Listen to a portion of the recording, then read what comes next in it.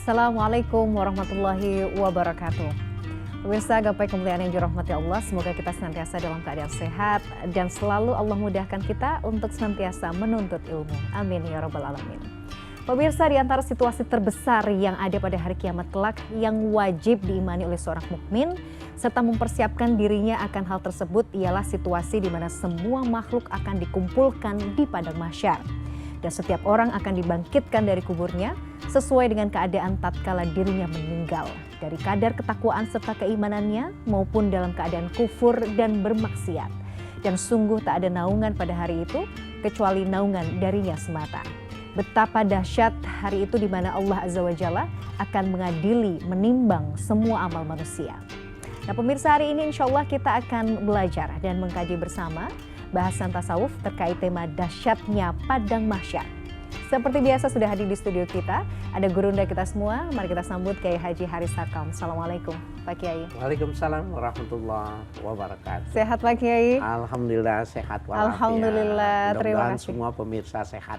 Amin. Kameramennya semuanya sehat. Amin Pak Kiai, terima kasih sudah senantiasa hadir menemani pagi kita yang cerah ini untuk berbagi ilmu ya.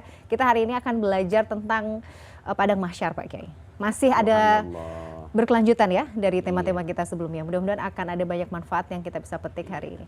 Nah pemirsa, bagi Anda yang juga memiliki pertanyaan, Anda bisa mengirimkan pertanyaan Anda berupa teks maupun video melalui nomor WhatsApp yang tertera di layar kaca. Anda juga berkesempatan untuk bertanya langsung kepada Pak Kiai melalui sambungan Zoom yang nanti akan ditentukan oleh tim Gapai Kemuliaan. Nah Pak Kiai, setelah sebelumnya kita mungkin membahas tentang malaikat maut, kemudian hari kiamat ya ketika sangkakala ditiup, sekarang luar biasa.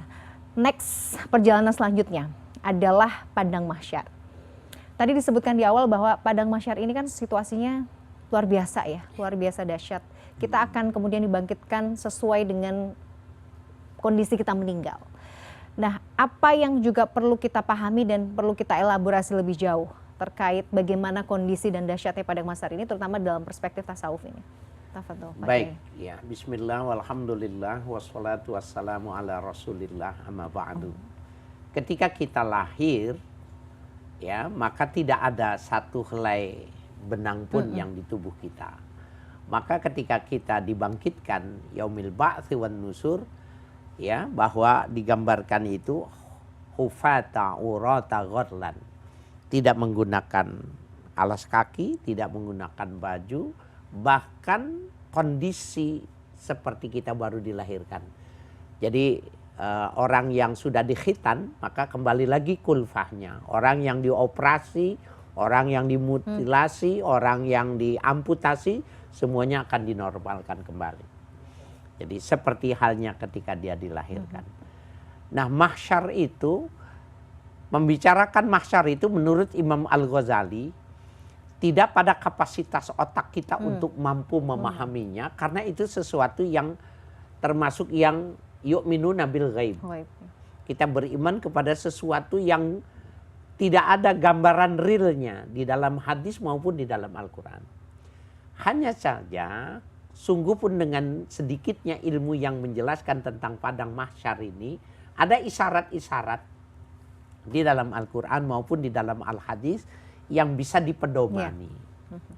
Nah, kalau saja seandainya kita itu tidak berbaju, tidak beralas kaki, dan kita seperti orang yang baru dilahirkan, kalau kita mau berpikir, apa yang mesti kita banggakan, apa yang mesti kita kejar-kejar sekarang ini?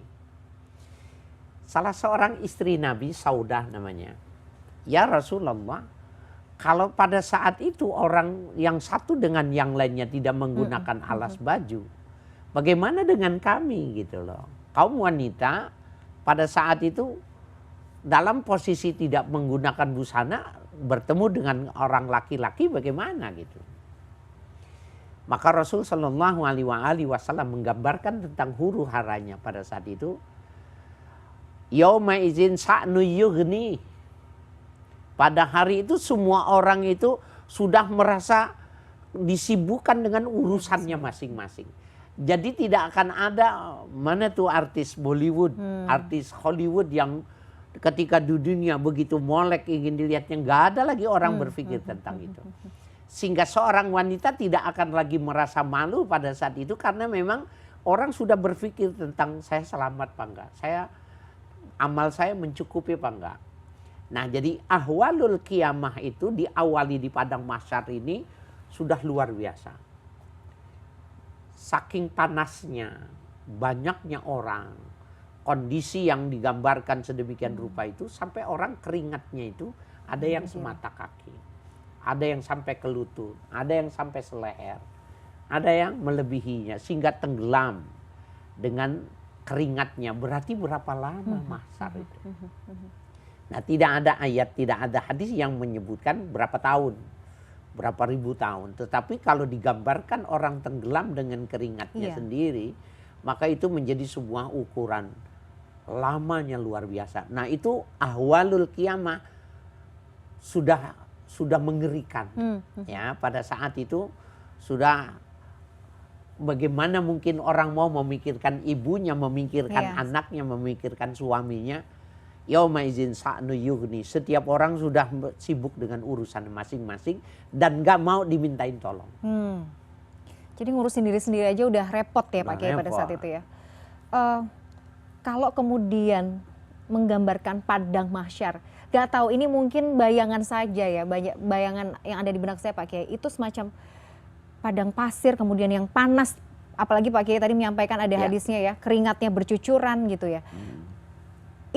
Bahkan saya pernah dengar cerita bahwa matahari itu cuma sejengkal. Apakah memang begitukah kondisi padang mahsyar digambarkan mungkin dalam Quran dan Sunnah?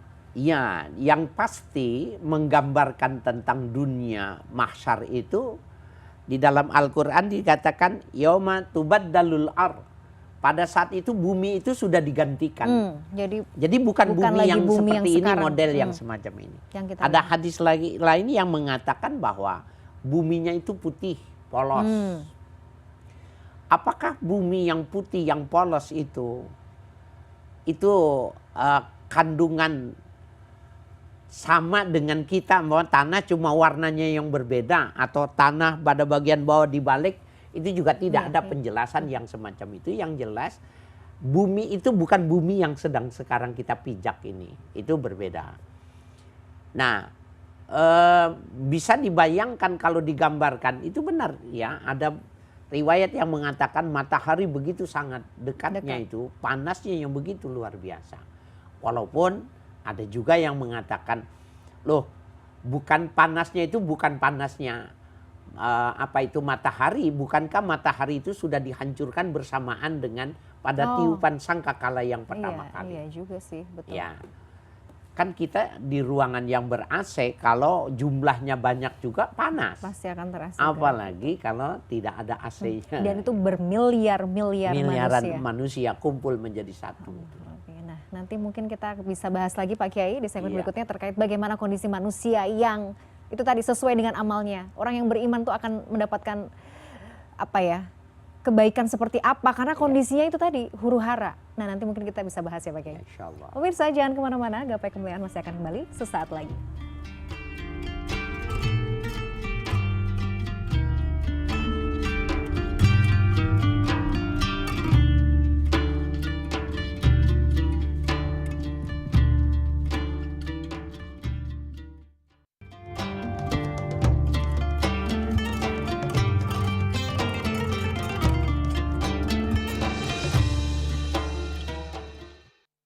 Assalamualaikum warahmatullahi wabarakatuh. Nama saya Muhammad Nabawi. Saya berprofesi sebagai seorang guru di SMA Dewi Sartika. Maka dalam kesempatan ini saya ingin bertanya kepada Tuan Guru Haris Hakam, sebenarnya apa itu padang mahsyar? Lalu di mana titik kumpul itu? Karena padang mahsyar itu tempat berkumpul, seberapa luas Tuan Guru dari padang mahsyar itu? Karena manusia itu dari zaman Nabi Adam sampai dengan akhir zaman nanti itu pastinya sangat banyak.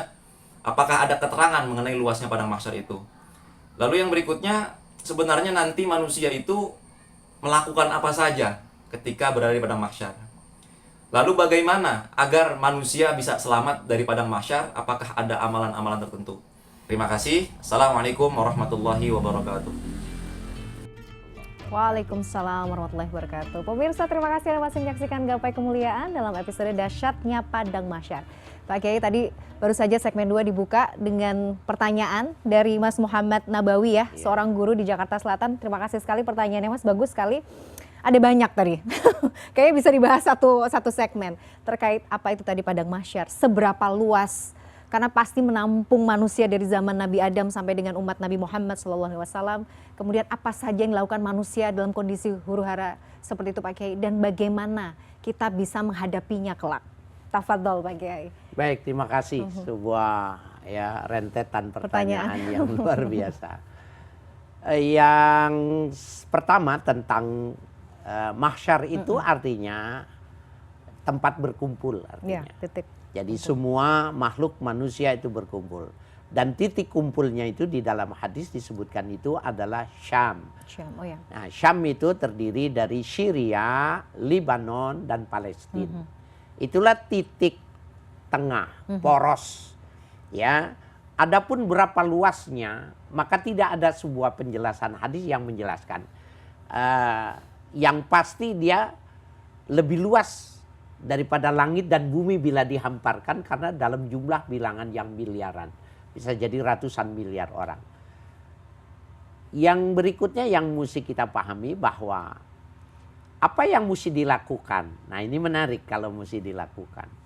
Pada saat itu kita ini ada darul amal. Dari mulai lahir sampai dengan bibir kuburan itu disebut darul amal. Maka yang ditentukan itu adalah amal-amal baik. Setelah darul amal maka darul jaza. Ya, negeri pembalasan. Di dalam makam saja, di kuburan saja kita sudah menikmati miniatur-miniatur akhirat. Ya, Riyadul Jannah dan lain sebagainya. Nah, pada saat mahsyar itu tidak ada pekerjaan yang secara khusus yang bisa dilakukan karena dia hanya menunggu giliran. Kalau seandainya orang itu umpamanya 100 miliar, satu orang pemeriksaannya 1 jam, 100 miliar kali 1 jam.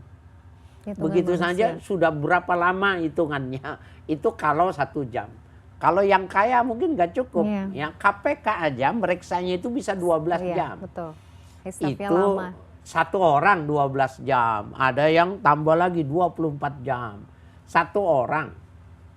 Dan korupsinya itu cuma ya sejumlah itu. Bagaimana dengan orang yang melakukan lebih dari itu? Maka bisa jadi lamanya itu, masa tunggu itulah yang digambarkan huru-hara itu menjadi berat. Bagaimana kalau kita supaya selamat? Maka yang bisa menyelamatkan itu bukan mengupayakan di sana, tetapi mengupayakannya di sini. Ketika kita melakukan hal-hal yang disebut dengan imtithalu awamirillah wajtinabun nawahi, ketika dia melaksanakan perintah Allah, dia jauhkan larangan Allah, maka otomatis ini adalah tiket keselamatan dia di mahsyar. Itu saja.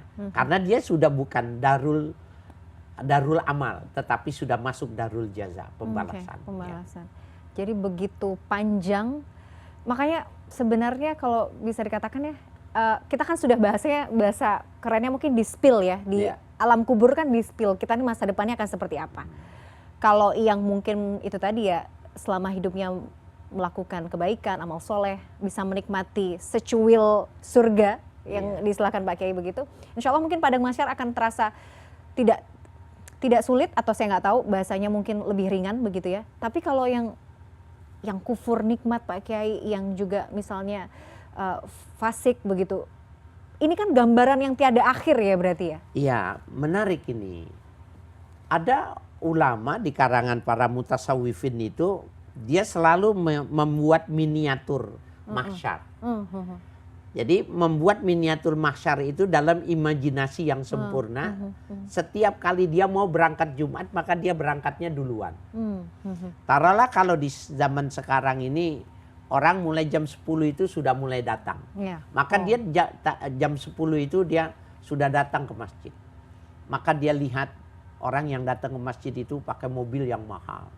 Ada yang mobil biasa, ada yang naik motor, ada yang berjalan kaki. Ya, ada yang sudah pakai tongkat dia ke masjid.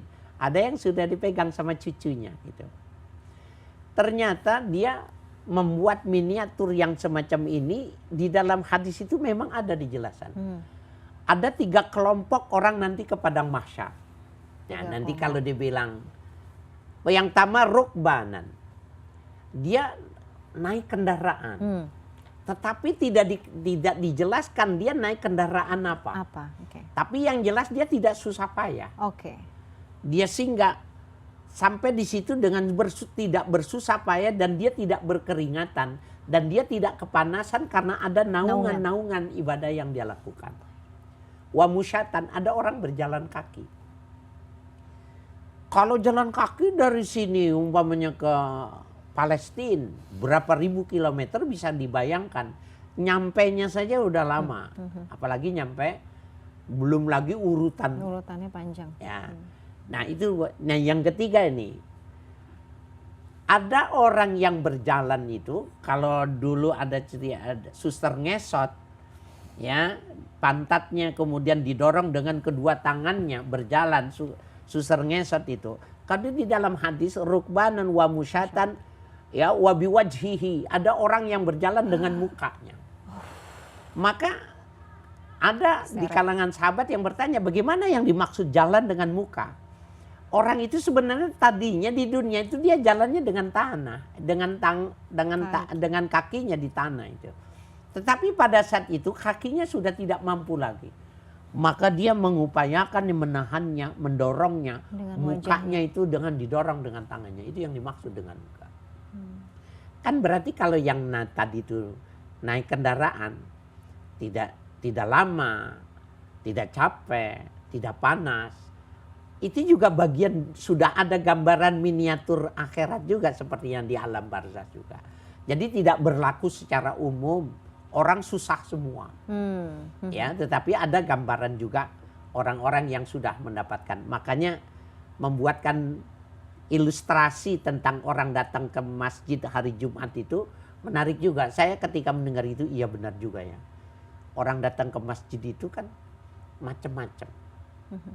Sampai ada yang pakai kursi roda didorong. Nanti ternyata benar. Seperti itu ya? Iya. Saya tuh kalau bicara atau mungkin membahas gitu ya Pak Kiai soal padang mahsyar tuh kadang-kadang suka teringat gambaran orang pergi haji misalnya. Pada saat di Padang Arafah gitu. Bagaimana berkumpulnya berjutaan manusia. 2 juta ya? Iya, 2 juta manusia seperti itu. Udah seperti itu. Dan di situ kumpul semua. Ada orang yang sudah safari wukuf itu orang yang bisa jadi udah sakratul maut, tapi belum meninggal. Orang yang sakit keras, mereka kan tetap oleh ambulan dibawa masuk. Ya, ambulan masuk ke dalam wilayah wukuf, kemudian diam sejenak, kemudian dikembalikan lagi ke rumah sakit karena memang syaratnya harus datang ketika wukuf. Sama benar. Jadi dia sudah tidak bisa lagi menggunakan kaki dan tangannya. Nah nanti tapi ada orang situ naik bis. Ada orang yang naik onta bisa jadi. Ada yang naik kendaraan pribadi. Itu juga miniatur tentang mahsyar. Itu seperti itu. Dan pada saat itu warna cuma satu. Putih. Nah, kalau nanti itu warnanya sama. Tidak berpakaian. Gitu. Sama persis kalau itu mau digambarkan gitu. Dan orang tuh udah nggak sibuk pikirin orang lain. Udah nggak sempet ya Pak Kiai. Tadi yang dijelaskan bahwa mungkin udah ketakutan sendiri gimana ya gitu ya. Dengan betul. Peradilan yang maha adil ini gitu ya. Jadi ada orang yang sudah tersiksa sebelum melakukan sebuah penilaian gitu. Oh iya betul. Jadi dia sudah tersiksa lebih dahulu. Jadi jangan heran ya kalau para koruptor, orang-orang yang kasusnya itu lama itu, mereka keluarganya sudah tersiksa lebih dahulu sebelum mendapatkan hukuman. Nanti gambarannya seperti itu. Jadi takutnya dia berhadapan dengan Tuhan itu sudah tersiksa dia. Bahkan di antara mereka itu digambarkan hadis, ya Allah lemparkan aku ke dalam neraka-Mu. Nah, para sahabat bertanya, kenapa mereka sudah berani meminta untuk supaya dilemparkan neraka? Terlalu lama. Terlalu lama dan dia tidak sanggup. Sudah dah, nasibku jelek saja, tempatnya biar ketahuan. Gitu. Sebegitu Nauzubillah beratnya. min zalik, ada orang yang sampai sejauh itu sudah tidak sanggup lagi. Lemparkan aku ke dalam nerakamu ya Allah. Kenapa? Biar sudah jelas gitu. Jadi di situ belum jelas. Sementara menunggunya Masa luar penantian. biasa. Nah, masa penantian itu yang kita nggak tahu lamanya berapa, ya kan Pak Kiai? Iya. Ya orang ya berputus asa ya. Maksudnya di dunia aja mungkin kita mikirnya ya 60 tahun, 70 tahun gitu ya. Coba bayangkan di padang mahsyar akan selama apa gitu. Subhanallah. Subhanallah. Jadi orang kalau ingat itu, dia Iya, memahami iya, iya. itu, Betul, betul. maka dengan memahami ini dia sudah cukup menjadi orang yang baik. Betul, betul, betul. Sudah cukup jadi orang yang mendapatkan pelajaran ke depan itu nggak bisa main-main, hidup sejadi-jadinya, Betul. tetapi harus dengan perencanaan yang matang. Betul, gitu. betul, betul. Ya. Sebenarnya ini juga apa ya, memberikan refleksi juga ke kita gitu loh, bahwa hidup itu ternyata nggak cuman sampai di dunia ya, kita tuh Iya. mempersiapkannya panjang sekali loh gitu. Kadang-kadang makanya kita tuh suka berpikir gini Pak Kiai, orang itu mengupayakan ya sebatas dunia aja gitu. Iya. Padahal ada hal yang lain yang dipertaruhkan yang jauh lebih besar, yaitu akhirat. Ya. Bagaimana ya Pak Kiai, maksudnya pesan mungkin yang bisa Pak Kiai sampaikan dengan gambaran padang mahsyar yang luar biasa dahsyat gitu, supaya kita bisa, ayolah gitu.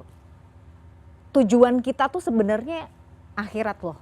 Dunia ini yang cuma sementara loh gitu. Supaya kita makin Ada satu hadis yang menjelaskan ketika digambarkan huru hara di padang mahsyar yang begitu lama, begitu perih, begitu panas, sedih. Sampai ketika dia melihat malaikat yang sedang bertugas mengatur. Dia bilang, "A'anta Rabbuna?" Apakah kau Tuhan kami gitu loh. Dia pengen minta keputusan hari itu juga gitu loh. Sehingga malaikat cuma menolehnya dan tidak memberikan jawaban. Jadi bisa bayangkan ya, kalau orang minta dilemparkan ke neraka, orang yang mengatakan apakah kau Tuhan kami, ya sejauh udah. apa sepusingnya kondisi pada waktu itu. Baik. Pak Kiai, ini masih menarik nih, masih panjang tampaknya ya.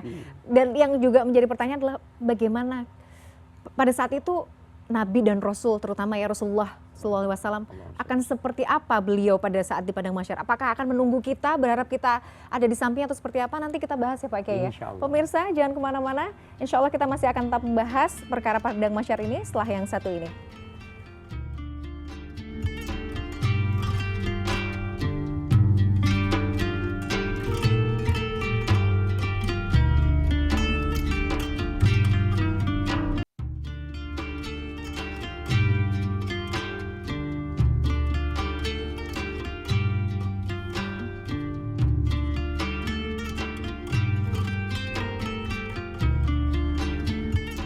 Pemirsa, terima kasih Anda masih menyaksikan Gapai Kemuliaan dalam episode dahsyatnya Padang Mahsyar. Pak Kiai, berarti ya di Padang Mahsyar itu karena saking tadi huru hara, manusia itu butuh syafaat kan, manusia itu butuh pertolongan kan. Bagaimana kemudian, apakah pada saat itu di mana Rasul? Dan seperti apa Rasul juga, apakah Rasul juga mencari kita atau seperti apa gambarannya Pak Kiai? Iya, di dalam Ihya Ulumuddin itu Imam Al-Ghazali menggambarkan ya bahwa seluruh para nabi, seluruh para rasul, seluruh orang soleh, seluruh para syuhada yang mati di medan perang bersama manusia sama melalui satu proses perjalanan panjang menuju mahsyar. Sama. Sampai-sampai Imam Ghazali mengatakan kalau orang-orang soleh yang semacam ini bagaimana? Al-mujrimun, kaifal usar, bagaimana orang-orang yang durhaka, bagaimana orang-orang yang mereka itu melakukan kesalahan. Kalau yang baik saja harus melalui proses jalan yang semuanya itu. Nah, kita hubungkan dengan pertanyaan yang tadi ya sebelum ini, segmen ini. Ketika malaikat itu banyak mengatur pekerjaannya itu, ada orang yang mungkin tidak sholat. Sehingga dia bilang, hal anta Rabbuna, apakah kau Tuhan kami? Dia ingin memberikan, ya meminta keputusan itu. Bahwa pada saat itu orang digambarkan itu akan mencari syafaat. Maka mereka berbondong-bondong mencari ya syafaat itu. Maka mereka diarahkan, cari Adam. Karena dialah Bapak kita. Maka Nabi Adam ketika dimintai syafaat mengatakan, aku tidak bisa memberi syafaat. Karena aku dulu pernah melakukan kesalahan. Tidak boleh memakan buah yang terlarang, anakku memakannya. aku nggak bisa menolongmu ketika aku salah. Coba kau minta kepada yang lainnya. Maka minta mereka kepada Nabi Musa. Nabi Musa pun menolaknya karena pernah melakukan kesalahan. Nabi Ibrahim tidak mau juga karena pernah berbohong. Ya, ketika dia mempertaruhkan bahwa sebenarnya bukan dia yang merusak. Sehingga pada akhirnya diarahkan, mintalah kau syafaat kepada Nabi Muhammad. Nah, pada saat itu Nabi Muhammad mengatakan, analah, akulah yang memberikan syafaat. Nah, apakah pada saat itu kemudian dikompensasi orang diberikan syafaat sehingga menjadi adem, kemudian dia bisa melewat? Tidak seperti itu. Maka seperti halnya kita harus mau masuk ke sebuah negara, maka ada daerah imigrasi yang mesti kita melalui proses itu. Nah, pemeriksaan itu. Nah, pada saat itulah syafaat itu diberikan kepada umat Nabi Muhammad karena Nabi Muhammad itu menunggui pemeriksaan di situ. Ya, dalam satu riwayat itu seperti itu. Ada yang timbangannya kurang, maka Rasulullah memberikan sesuatu sorbannya sehingga timbangannya menjadi berat dan lain sebagainya. Dulu tergantung dari amal ibadah. Itu satu versi mengatakan itu. Ya. Jadi yang kita butuhkan tuh itu ya sebenarnya Pak Kiai, syafaat ya. Iya. Syafaat. Nah, lantas bagaimana supaya kita ini bisa mendapatkan privilege itu? Kita bisa mendapatkan syafaat itu. Kalau kita mau mendapatkan memo, maka harus ada kedekatan. Kalau kita ingin mendapatkan stimulus untuk suatu urusan, maka harus ada prestasi. Nah, yang paling sering kita bahas itu dan terus kita menjadikan dakwah kita ini melalui gapai kemuliaan ini di pagi hari, cinta itu. Cinta ya. Kalau cinta kita betul-betul ya kepada Allah itu, maka cinta Allah itu akan memberikan sinar pengaruh kecintaan kita kepada Nabi Muhammad. Cinta kepada Nabi Muhammad itu akan memberikan refleksi itu cinta kepada perintah. Mencintai nabinya, mencintai sahabatnya, mencintai orang-orang yang mesti dicintai termasuk ibu bapaknya. Itu saja urutan cinta itu, alur cinta itu. Bagian yang sangat terpenting. Jadi dia tidak memahami cinta itu tidak. Kalau ada 10 yang mesti dicintai berarti harus ada 10 pendekatan kecintaan. Enggak. In kuntum tuhibbunallah fattabi'uni. Ya Muhammad, kau bilang kepada umatmu. Bila kau mencintai Allah, fattabi'uni, ikut sama aku. Kemudian yuhibbukumullah. Allah yang menanamkan kecintaan kepadamu. Jadi kalau dia cinta sama Allah, Allah menanamkan cinta kepada dia untuk bisa mencintai Allah. Jadi man ahabballah ahabba man ahabbahullah. Orang yang cinta kepada Allah akan cinta kepada orang yang dicintai oleh Allah. Nah, itu secara otomatis dan dia terus secara otomatis cinta itu akan berkembang seperti itu. Jadi pokoknya satu, cinta sama Allah. Ya. Nanti Allah akan memberikan kita kecintaan untuk mencintai misalnya Rasul, betul. mencintai ayah dan ibu. Terus semua. Jadi, jangan terbalik. Jangan terbalik. Makanya senang sama ibunya seperti dewa, senang bapaknya seperti malaikat. Suami misalnya, pasangan melebihi cinta kita sama Allah atau sama Rasul, nggak boleh ya Pak Kiai? Semu, dia cuma parsial saja, tidak bisa memantulkan cahaya cinta kepada yang lainnya, nggak bisa. Jadi urutannya Allah, Rasul, Nabi. Nah, maka pancarannya itu nanti akan secara keseluruhan. Jadi pokoknya kita istiqomah, mudah-mudahan itu ya, jaga aja hubungan kita sama Allah ya Pak Kiai ya. Iya, betul. Nanti insya Allah kita berharap kita semua mendapatkan syafaat. Amin ya Allah. Amin ya amin. Karena ya itu tadi, membicarakan huru hara di padang mahsyar aja luar biasa. Membuat bergidik sebenarnya, tapi mudah-mudahan ini nggak mencuutkan kita ya Pak Kiai, tapi malah makin semangat. Masya Allah Pak Kiai, tidak terasa waktu kita sudah habis. Insya Allah nanti kita bisa sambung lagi di episode berikutnya dengan tema-tema yang insya Allah akan menarik lagi. Ya, Terima kasih atas ilmunya hari ini Pak Kiai. Semoga senantiasa sehat Pak Kiai ya. Amin. Amin ya rabbal alamin. Pemirsa, usai sudah perjumpaan kita hari ini dalam program Gapai Kemuliaan. Semoga tausiah kita kali ini bisa menambah hasanah ilmu agama kita, menjadikan yang bermanfaat, dan yang paling utama menambah ketaatan kita kepada Allah Azza wa Jalla. Saya Baria Rahma dan juga Kiai Haji Haris Hakam pamit. Terima kasih atas perhatian Anda. Insya Allah kita akan jumpa lagi pada episode berikutnya. Wabillahi taufiq wal hidayah. Wassalamualaikum warahmatullahi wabarakatuh. Waalaikumsalam warahmatullahi wabarakatuh.